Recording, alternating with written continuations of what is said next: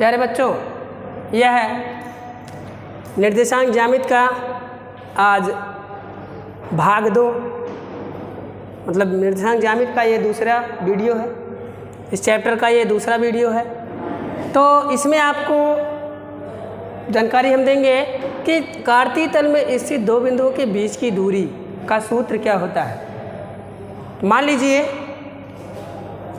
ये आपका तल है कोई, इसमें दो बिंदु दिए गए हैं। मान लीजिए एक बिंदु आपका यहाँ है, दूसरा बिंदु यहाँ है। इन दोनों बिंदुओं के बीच की दूरी जानना है इस तल में, इस कार्तीय तल।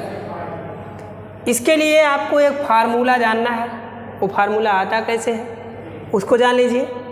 तो ध्यान दीजिए, हम बना लेते हैं यहाँ पे दो रेखाएं, हमने बताया था उसमें भी एक्स अक्ष और वाई अक्ष ऐसे खींच लेंगे, एक्स अक्ष और वाई अक्ष।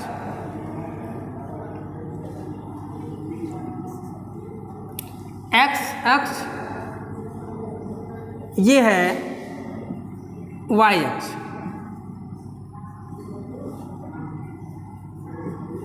और इसमें दो बिंदु दिए गए। देखिए एक बिंदु आपका ये है, मान लीजिए ये बिंदु क्या है, बी। इन दोनों बिंदुओं के बीच की दूरी जानना है। तो आपको बताया गया है बिंदु के निर्देशांक आपको बता दिया गया है कैसे वो होते हैं। इस बिंदु का निर्देशांक कुछ मान लें। इस बिंदु का निर्देशांक मान लीजिए हम मान लेते हैं x1 y1। इस बिंदु का निर्देशांक अगर मान लें हम x2 y2। ध्यान से समझिएगा, इसका निर्देशांक हमने क्या माना, x1 y1, x1 y1। उसका क्या माना गया, थोड़ा सा इधर लिख देते हैं, फिगर बनाना पड़ेगा, x2 y2। अब क्या करेंगे हम, यहाँ से देखेंगे इस बिंदु से इस पर हम x अक्ष पर लंब रेखा खींच देंगे, लंबवत रेखा खींचेंगे ऐसे। यहाँ से B बिंदु से भी हम लंबवत रेखा इसी x अक्ष पर खींच रहे हैं। देखिए अब ध्यान दीजिए जरा, अगर इस बिंदु का निर्देशांक देख रहे हैं x1 y1, x1 y1 है, तो x1 हमने कहा था x अक्ष पर चली गई दूरी है। इसका मतलब ये कितना हो गया, ये कितना है, ये x1 हो गया। y1 की चर्चा अगर हम करें तो ये y अक्ष पर कितना दूरी है, y1 दूरी है। ये y1 हो गया, यहाँ से यहाँ तक क्या हो गया, यहाँ से यहाँ तक की दूरी क्या है, y1 है। फिर आगे चलते हैं हम, इस पॉइंट को ज़रा देखें। यहाँ पे ये B पॉइंट आपका x2 है भुज इसमें। तो यहाँ पे आप देखिए ये मूल बिंदु है, मूल बिंदु से यहाँ तक की दूरी क्या होगी, तब ये मूल बिंदु से यहाँ तक की दूरी क्या हो जाएगी, x2 हो जाएगी। इस पॉइंट को हम कुछ मान लेते हैं, यहाँ से P है ये, अगर ये क्या है, Q है। अब जरा ध्यान दीजिए, ये x2 ये है आपका भुज, x अक्ष पर चली गई दूरी। y2 पर जरा ध्यान दो, y अक्ष पर चली गई दूरी है। तो ये y2 यहाँ से देखिए मिलाएंगे जब इसको, तो ये आपका क्या मिलेगा, यहाँ तक y2 है। ये दूरी यहाँ से यहाँ तक क्या हो जाएगी, y2 हो जाएगी, y2। अब ध्यान देना है कि ये जो मिलाए गए हैं रेखाएं, ये इसके समांतर रेखाएं हैं, ये इसके समांतर है, ठीक है। जब ये समांतर है इसके और ये इसके समांतर है, ये बराबर इसके होगा, क्योंकि ये 90 अंश पर ये भी काट रहे हैं, यहाँ भी 90 अंश पर है, ये भी 90 अंश पर है, लंबवत रेखाएं हैं सब। तो ये आमने सामने की भुजाएं बराबर होंगी। आमने सामने की भुजाएं क्या होंगी, अगर ये भी 90 अंश का कोण है, ये भी 90 अंश का, ये भी 90 अंश का है, ये भी 90 अंश का है, तो ये आयत एक बन रहा है। क्या बन रहा है, आयत। तो आप देखेंगे ये भुजा पूरी ये इसके बराबर होगी, ये भुजा इस भुजा के बराबर होगी। तो हम अगर इसकी दूरी निकाल लें, किसकी, यहाँ से यहाँ तक की दूरी कितना होगा, ध्यान से समझेंगे। यहाँ से यहाँ तक की दूरी P और Q की दूरी कितना होगा, तो हम बड़े ये पूरे में से इतना घटा देंगे तो क्या आएगा यहाँ पे x2 माइनस x1, क्या आएगा x2 माइनस x1। क्यों? क्योंकि ये दूरी ज्ञात है, ये दूरी ज्ञात है, तो ये निकालने के लिए हमें क्या करना होगा, इसमें से इसको घटा देना है, ये O पॉइंट है। अब ध्यान देंगे, अब हमें ज़रूरत आएगी कि इसको अगर हम यहाँ से ऐसे खींचते हुए यहाँ मिला दें,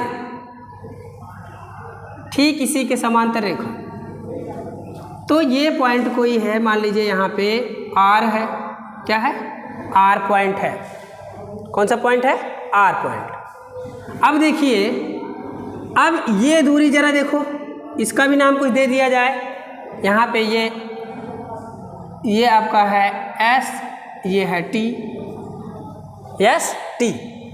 जरा ध्यान दो, S T, ये दूरी कितना होगा, ये दूरी, तो आप देखेंगे y2 माइनस y1 क्या हो जाएगा, ये दूरी आपका आएगा y2 minus y1, y2 minus y1, यहाँ से यहाँ तक की दूरी, ये क्या है y2 माइनस y1। पूरे में से OT में से क्या घटा रहे हैं, OS, OT में से OS घटा दे रहे हैं। अब देखिए ये y2 माइनस y1 हो गया। अब ज़रा ध्यान दो, x2 माइनस x1 यहाँ था, तो ये PQ है और AR मतलब PQ RA, ये क्या होगा, ये भी तो एक आयतनुमा है, आयत ही दिख रहा है, तो इसके आमने सामने भुजाएं बराबर होंगी। अगर ये इसके बराबर है तो ये क्या होगा, इसके बराबर होगा, तो ये दूरी क्या कहलाएगी, कितना आएगा इसका मान, x2 माइनस x1। अब ज़रा ध्यान दीजिए, फिगर के माध्यम से ही समझ जाएंगे आप, क्योंकि ये PDF में भी भेजा गया आपको और लाइव क्लास में भी पढ़ाया गया ये। अब ध्यान देंगे कि RBTS या SRBT देख रहे हैं आप, ये क्या है, ये भी एक आयत ही है, तो इसके आमने सामने भुजाएं क्या होंगी, बराबर होंगी। ये भुजा इस भुजा के बराबर होगी, कौन सी, ST बराबर BR, तो इसका मतलब इसका मान क्या होगा, y2 माइनस y1 यहाँ आया है, इसका भी मान क्या होगा, y2 माइनस y1, इसका मान क्या आ गया, x2 माइनस x1, और इसका मान क्या आ गया, y2 माइनस y1। अब क्या करेंगे, हम A से B को मिला देंगे। ध्यान से समझिएगा, ये लंब रेखा थी, ये 90 अंश पर इसको काटा है। अब जरा ध्यान दीजिए, यहीं से आपको समझना है, सारी चीज़ें क्लियर हो गई हैं। अब ज्ञात क्या करना है, इस समकोण त्रिभुज से। अब देखिए यहाँ पे क्या करना है, समकोण त्रिभुज। अब लिखेंगे नहीं कुछ हम, क्योंकि दिख रहा है सब आपको, OP बराबर x1, OQ बराबर x2, तो PQ बराबर क्या हो जाएगा, x2 माइनस x1। इसी प्रकार से AR भी PQ के बराबर है, इसलिए x2 माइनस x1। यहाँ पे देखेंगे TS या ST बराबर किसके है, BR के, ये क्या है, y2 माइनस y1 है, ये भी y2 माइनस y1 था। अब क्या करना है, हम लिखेंगे कि समकोण त्रिभुज, समकोण त्रिभुज A और B, A और B में, ध्यान से देखिए, क्या A और B में दो भुजाएं ज्ञात हैं, दो भुजाएं ज्ञात हैं, और तीसरी भुजा ये क्या है, कर्ण है, ये क्या है, कर्ण भुजा है। अब ध्यान दीजिए, तो ये आप देखेंगे कि पाइथागोरस प्रमेय आपने पढ़ा है, क्या पढ़ा है, पाइथागोरस प्रमेय क्या होता है, सबको पता होगा, ये जूनियर से लेकर अब तक पढ़ते आए हैं। पाइथागोरस प्रमेय क्या है, किसी समकोण त्रिभुज में कर्ण पर बना वर्ग, किसी समकोण त्रिभुज में कर्ण पर बना वर्ग शेष दो भुजाओं पर, मतलब कर्ण पर बना वर्ग शेष दो भुजाओं पर बने वर्गों के योग के बराबर होता है।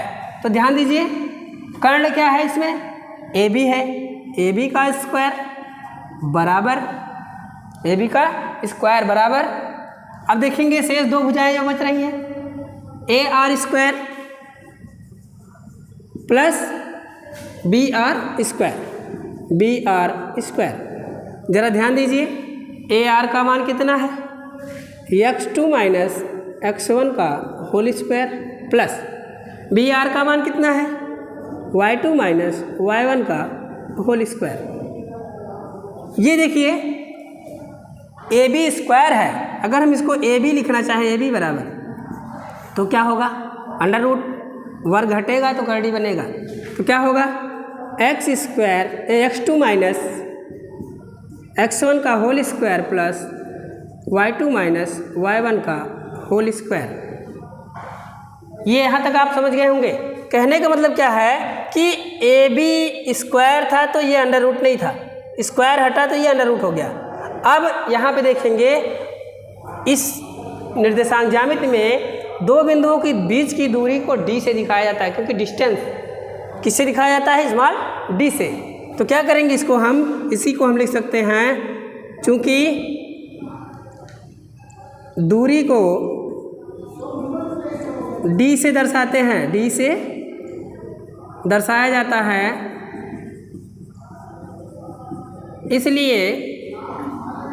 इसलिए डी बराबर under root x2 minus x1 का whole square plus y2 minus y1 का होल स्क्वायर। ये आपका दूरी का सूत्र ही है।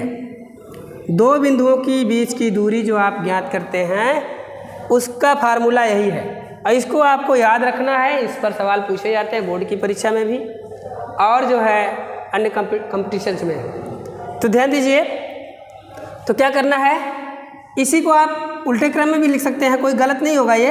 तो डी बराबर हम लिख सकते हैं इसको x1 minus x2, x1 minus x2 का whole square plus y1 minus y2 का होल स्क्वायर। आंसर सेम आएगा, कोई दिक्कत नहीं है।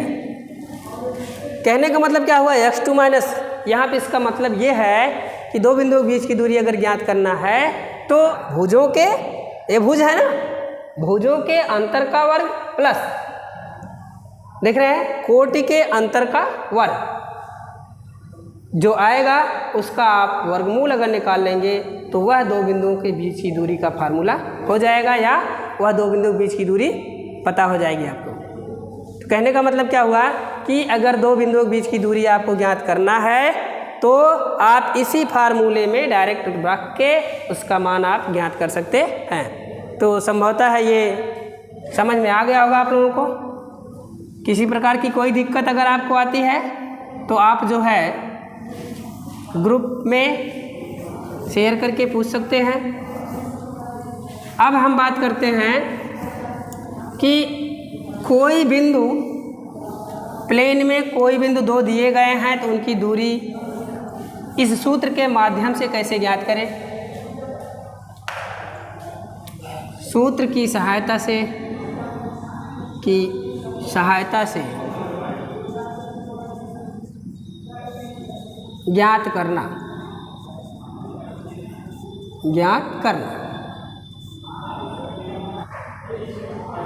को सूत्र की सहायता से ज्ञात करना। अब ध्यान दीजिए, मान लीजिए एक पॉइंट दिया है P, यहाँ पे इसका निर्देशांक दिया गया है 1, -2। दूसरा कोई पॉइंट यहाँ दिया गया है Q, इसका निर्देशांक है -2, 1, या दूसरा कोई पॉइंट ले लेते हैं 4 ले लेते हैं। तो आपसे कोई कहे कि P और Q के बीच की दूरी ज्ञात कीजिए, P और Q के बीच की दूरी ज्ञात कीजिए। एग्जाम्पल है ये। अब देखिए, अगर आपसे कहे कोई P और Q के बीच की दूरी, तो कहने का मतलब क्या हुआ, P यहाँ पे है और Q यहाँ पे है, तो इसकी लंबाई आपको ज्ञात करना है। समझिए, वही दूरी का मतलब क्या है, यहाँ से यहाँ तक की दूरी, कोई लंबाई P की कोई। तो आप क्या करेंगे, इसमें से किसी को x1 y1, किसी को x2 y2 मान लो, किसी बिंदु को, इसको x1 y1 चाहे मान लो, चाहे इसको x1 y1 मान लो, और चाहे इसको x2 y2 इसको किसी को आप एक दूसरे को मानना है। तो यहाँ पे हम इसी को मान लेते हैं कि P बिंदु के लिए क्या हो जाएगा, x1 इज इक्वल टू क्या है 1, x1 is equal to 1, y1 is equal to क्या है, y1 is equal to -2, x1 y1। दूसरा क्या है देखो, ये अब x2 y2 x2 is equal to कितना है -4 और y2 इज इक्वल टू क्या हो गया 4। तो क्या हो जाएगा, दूरी सूत्र से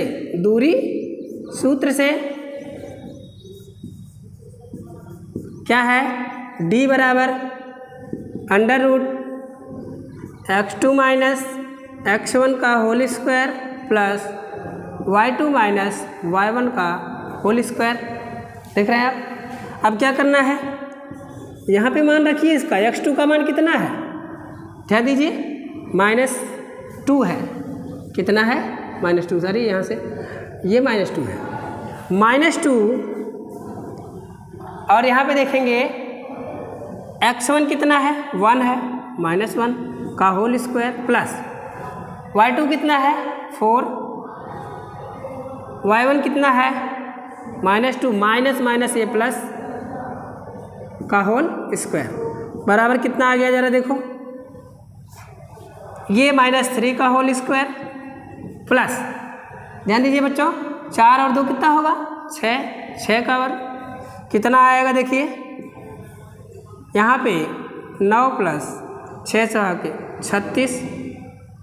36 9 कितना हो जाएगा 45, कितना हो गया 45। अब ध्यान दीजिए, इसको और क्या लिख सकते हैं, 3 करड़ी में 5।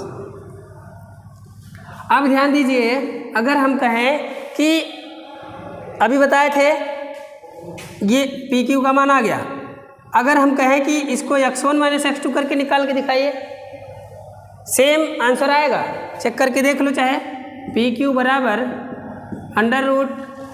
√x1 माइनस x2 का whole square plus y1 minus y2 का होल स्क्वायर रख के देखो, x1 का मान कितना है 1 है, माइनस माइनस क्या हो जाएगा प्लस का वर्ग प्लस y1 माइनस y2 -2 -4 का होल स्क्वायर। जरा देखिए 2 1 कितना होता है 3 का वर्ग, यहाँ प्लस ये -6 का वर्ग बराबर क्या आएगा, देखो 3 त्रिका 9 6 के 36, क्योंकि माइनस वाली संख्या का वर्ग करते हैं तो धनात्मक में ही आता है, तो क्या आएगा 45 आ गया, बराबर कितना आ गया 3 करड़ी में 5, 3 करड़ी में 5 मात्रक।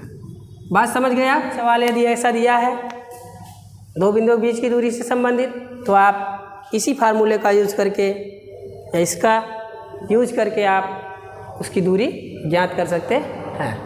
तो हमारे ख्याल से आपको जितना हमने आज बताया वो सारी चीज़ें आपको समझ में आ गई होंगी। वो फार्मूला हमने डिराइव किया, फार्मूले को हमने बताया और उस फार्मूले की सहायता से एक एग्जाम्पल आपको हमने समझा दिया है। तो आप जो है इससे संबंधित जो भी सवाल होगा किताब में, चाहे जिस किताब में हो, उसको आप लगाएंगे। आज की वीडियो में बस इतना ही, धन्यवाद।